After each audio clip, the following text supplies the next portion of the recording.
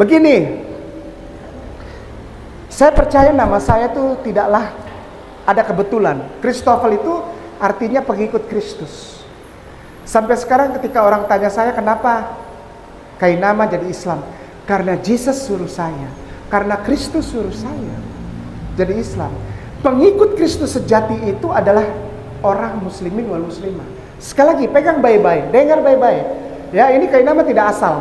Kainama tidak berani bicara asal. Kalau Kainama tidak tahu, Kainama tidak berani bilang. Karena nanti akan dipertanggungjawabkan di hadapan Allah. Nggak berani Kainama. Jadi yang Kainama tahu aja. Orang yang benar-benar Kristen seperti saya dulu adalah orang Muslim. Karena Kristos dari bahasa Yunani artinya the anointed one, atau bahasa Indonesianya nabi. Kristos artinya tidak pernah Yesus, tidak pernah. Kristos tidak pernah artinya Tuhan, karena Tuhan bahasa Yunaninya theos. Kristus, orang Indonesia bilang Kristus, artinya tidak pernah juru selamat, tidak pernah. Karena bahasa Yunaninya juru selamat itu soter. S-O-T-T-E-R, soter. Maka itu ada gereja namanya soteria kalau nggak salah. Artinya oleh karena keselamatan, soteria. Jadi ketika nama saya Christoffel dipanggil Christoffel, Agustinus Christoffel artinya Agustinus, pengikut Nabi. Saya ini pengikut Nabi. Jadi kalau ada orang bilang agamaku Kristen, berarti agama pengikut Nabi. Karena dari kata Christian, Tian, jadi C-H-R-I-S-T-I-A-N. Segala sesuatu yang berakhiran A-N itu artinya seseorang yang mengikuti sesuatu. Contoh,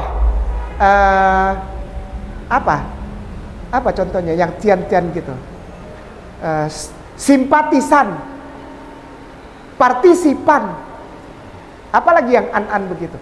Artinya orang-orang yang mengikuti sesuatu. Ketika di depannya kata Kristos, artinya Nabi, maka ketika dia menjadi kata Kristian, maka orang itu adalah pengikut Nabi. Nah, ketika saya dulu belum bersyahadat, saya mengikut Tuhan. Namanya siapa? Jesus. Padahal Jesus itu adalah Kristos. Pelan-pelan. Sering kita dengar, Yesus Kristus. Jangan salah-salahkan umat Islam.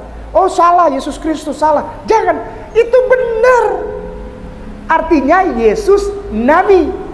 Karena Kristus bahasa Yunani artinya the anointed one, Nabi Allah. Pada suatu kali ketika saya masih di sana, belum pulang ke Indonesia, saya gini, kok Jesus yang aku kenal lain gitu, Ustadz, lain. Jadi ketika aku ke tempat yang dipercaya sebagai tempat lahirnya Jesus, tempat di mana Jesus orang asli itu, saya menemukan Jesusnya tuh beda sama Jesus yang ada di Indonesia, beda. Yang aku layani itu beda gitu, beda. Pertama, Jesus yang aku kenal adalah Jesus yang lahir di kandang domba pada tanggal 25 Desember malam. Ketika langit terbuka, lalu gembala di padang menjaga di malam senyap. Siapkan buat persembahan, kolektif. Nanti keliling, ada yang keliling bawa tanggok kita.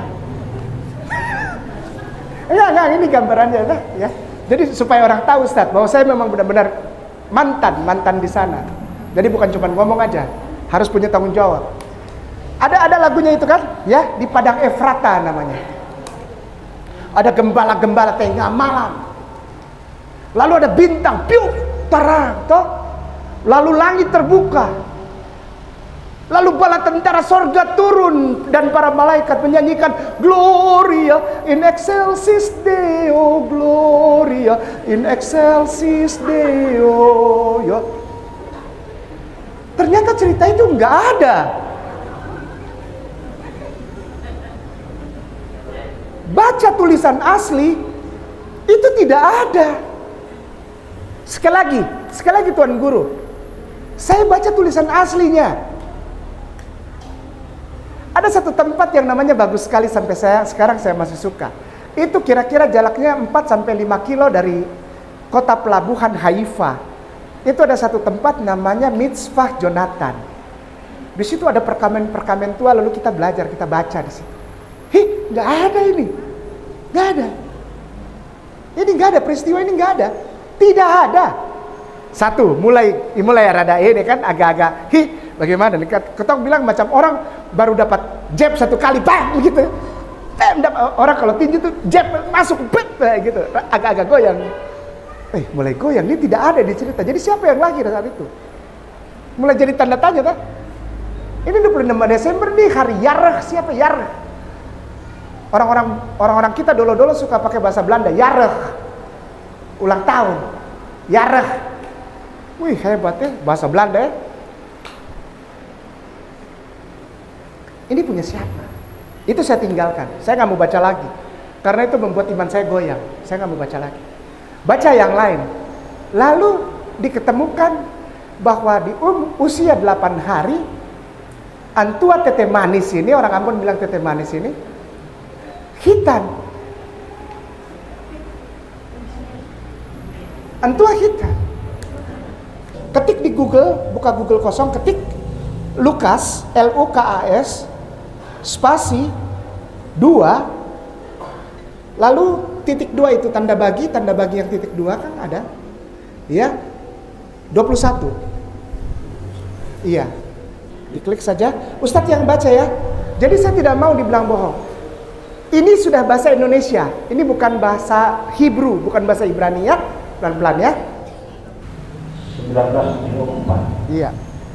Dan ketika genap 8 hari dan dia harus disunatkan, dia diberi nama Yesus, yaitu nama yang disebut oleh malaikat sebelum dia dikandung ibunya. Syukran. Sunat. Disunatkan. Itu sudah diterjemahkan. Dalam bahasa aslinya hitam dibilang. Saati hitani. Kita pernah baca ya Ustadz Arin ya, waktu pas itu. Saya mulai pusing kepala, kok Tuhan sunat? Ini kita tempatkan ya. Kita tempatkan iman saya yang sekarang bukan untuk menghina atau menyerang atau menjelek-jelekan agama saya yang dulu. Tidak. Tidak. Justru dengan pengetahuan ini saya merasa memuliakan dan makin sayang sama saudaraku Kristen Katolik. Karena kita jadi tahu yang sebenarnya itu apa. Pertama, tidak pernah ada kelahiran di kandang domba, tidak ada. Nanti insya Allah akan saya buka tentang bahwa sebetulnya kelahiran itu terjadi di bawah pohon kurma. Kelahiran, pokoknya orang tahu dulu, kelahiran di kandang itu tidak pernah ada. Tidak pernah ada. Kelahiran di kandang tidak pernah terjadi. Apalagi tanggal 25 Desember. Tidak pernah. Mulai start dari tanggal 4 November sampai tanggal 18 atau 20 Januari. Pelan-pelan. Mulai dari tanggal 4 November sampai tanggal 18 atau 20 Januari. Di Israel itu, di tanah Yudea, apalagi Yerusalem, itu suhunya 4 derajat di bawah 0. 4 derajat di bawah 0 derajat Celcius. 4 derajat Celcius di bawah 0. Bagaimana dinginnya itu? Kulkas berapa itu? Kulkas, freezer. Ini 4 derajat di bawah 0. Yerusalem termasuk Bethlehem sampai terus nanti dekat ke Laut Mediteran, pinggir tepi Laut Mediteran. Daerah-daerah seperti Haifa, seperti Asdod, lalu nanti ada Danau Galilea. Itu 4 derajat di bawah 0. Itu yang paling hangat. Sekarang bayangkan jika saya punya yang terhormat di Tete Manis lahir 25 Desember, itu paling tidak 6 derajat di bawah 0. 6 derajat di bawah 0. Sekali lagi 6 derajat di bawah 0. Lahir di gembala di padang. Masuk akal? Di padang rumput 6 derajat di bawah 0. Lahir tidak pakai baju. Coba bayangkan apa yang terjadi dengan bayi itu. Apa yang terjadi dengan bayi itu? Kasiang itu dia. Saya punya Tuhan kasiang hidupnya. Lahir di kandang yang tidak higienis, tidak bersih. Di kandang itu pasti ada